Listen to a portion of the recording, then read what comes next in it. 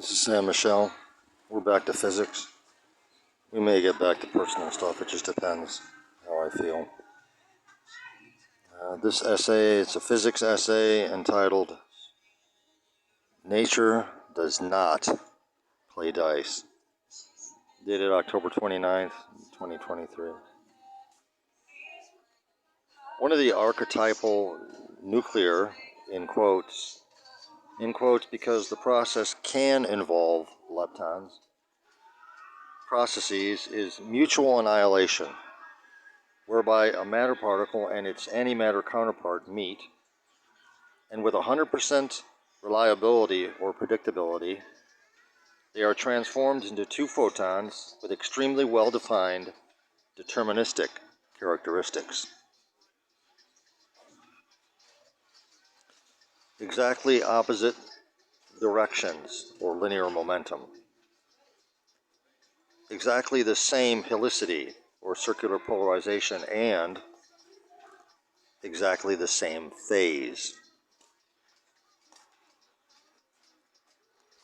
Conventional physicists erroneously label these two photons entangled for what should be obvious reasons. The next process is also deterministic, and because it is driven by unknowable intrinsic phase, appears to be a random process.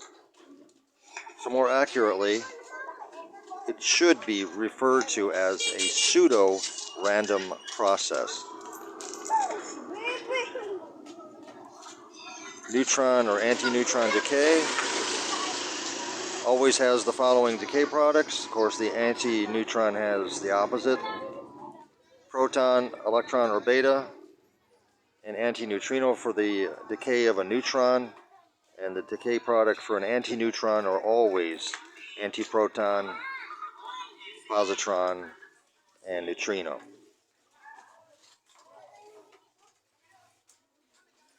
Of course, as stated above, the timing of the event is unpredictable, and the following are also unpredictable: proton momentum, the beta momentum, and the antineutrino momentum.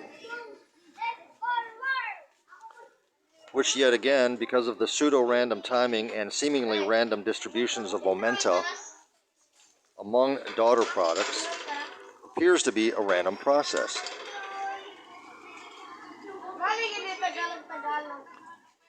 So let's understand this analytically. A pseudo-random process, either one, especially what? Especially neutron decay or anti-neutron decay. Mutual annihilation, it's not considered a random process, but the relative phases and the entanglement are considered, it's part of the framework, part of the conventional framework.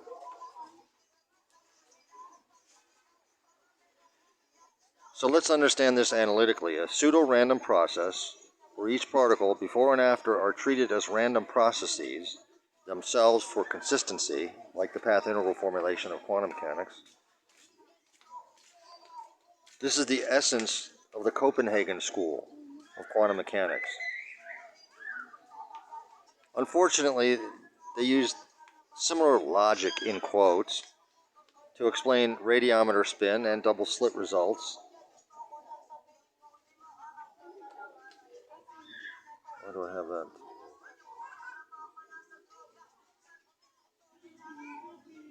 Oh, there's a little cross up there. It's hard to see. I thought it was a quote mark, but it's a little cross that's at the bottom. It's a footnote. It's a tautology. Oxford Online Dictionary, in quotes, this is from the definition of tautology. All of the evidence in support of these claims boils down to tautologies and circular reasoning. Blank stare. Yeah, I thought it was black, but it's blank. And that's what it's supposed to be, blank, not black. I can't see, obviously. And then the footnote is, and conveniently, This goes back to the sentence. Unfortunately, they use similar logic to explain radiometer spin and double slit results, and conveniently ignore no evidence of proton decay and neutrinoless double beta decay, hallmarks of or that particles are not random processes. That would take some time to explain the latter about neutrinoless double beta decay, but they've been looking for that for a number of years as an indicator that particles are random processes themselves, in identity even.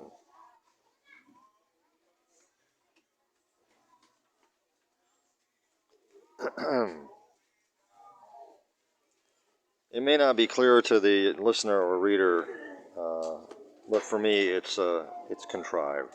The whole thing is contrived, and like a self-fulfilling prophecy, like my life. Self-fulfilling prophecy, tautologies, reinforcing tautologies. I mean, it's just ridiculous how I can see things right now that they're not grasping at straws, so to speak. That's not the right expression I'm looking for. It's more like they're just, right now, it's all like snowballing. All the evidence they get, including the Higgs,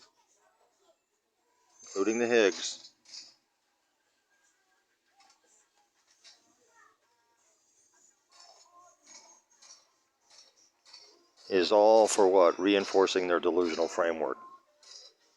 Reinforcing their delusional framework. Like much of my life, too much of my life, but in a different way.